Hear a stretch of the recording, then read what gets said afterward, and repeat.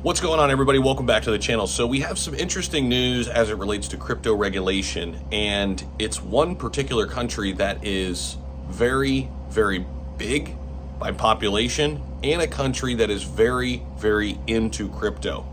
And their citizens have been flocking to crypto for a while, even despite the bear markets. And we want to talk about this because it does kind of fit into the overall narrative of crypto regulation in the United States or wherever else you are where they don't have crypto regulation in place just yet. The country that I'm talking about when it comes to crypto regulation is Indonesia. Now, Indonesia is the fourth largest country in the world by population.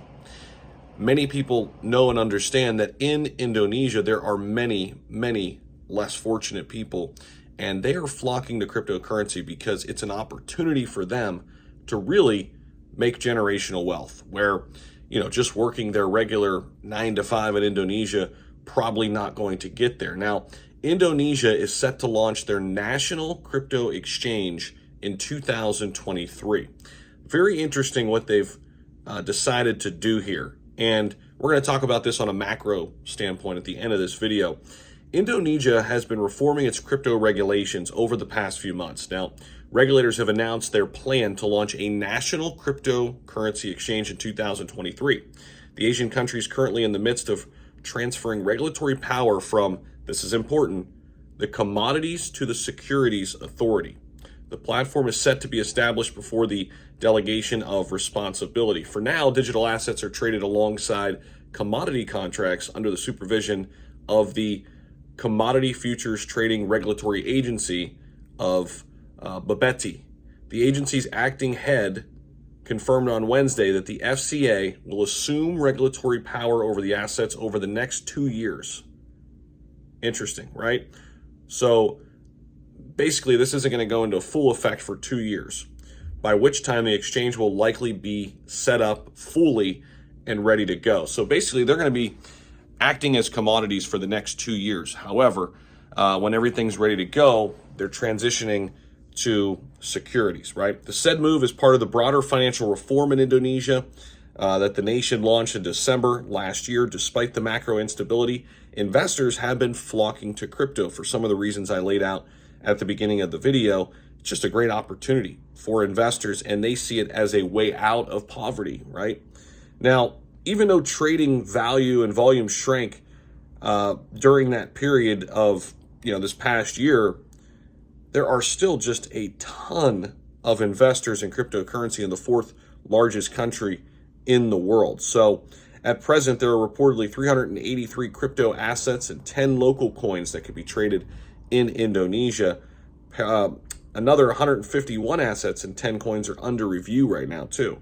So Indonesia has also been looking at creating their own CBDC. They want to roll that thing out eventually here. They've been talking about it here since Q4 of 2022, and they're making some headway there. Bank of Indonesia followed the path of other federal banks around the world that have been trying and testing their own CBDC. So what does this mean for cryptocurrency? Yes, they're moving from commodities to securities. Is it all bad? What are the pros and cons of this? Well, obviously, labeling these as securities gives them a regulatory framework in their country from a government perspective. And I understand why some people would say it's bad, but I think it's more good, because here's the thing.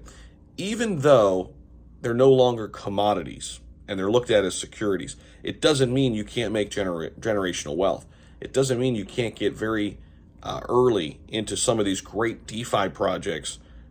You're just going to pay the tax, pay the man, if you will, and keep the rest, right? So a lot of people look at the move from commodities to securities as strictly negative. And I understand why, because people don't want crypto to be labeled in the same asset class as the stocks, right? And I understand that, but this is an easy fix, right? Because they already have a framework here that they're working with securities. So I think it's an easy transition. Now, the other option is label them as property, right? And obviously, commodity kind of fits that mold. But it's going to be interesting to see what they do elsewhere. and how they look at every single currency differently, because that's the thing. There are over 20,000 different currencies. It looks as if Indonesia is going to just say they're all securities.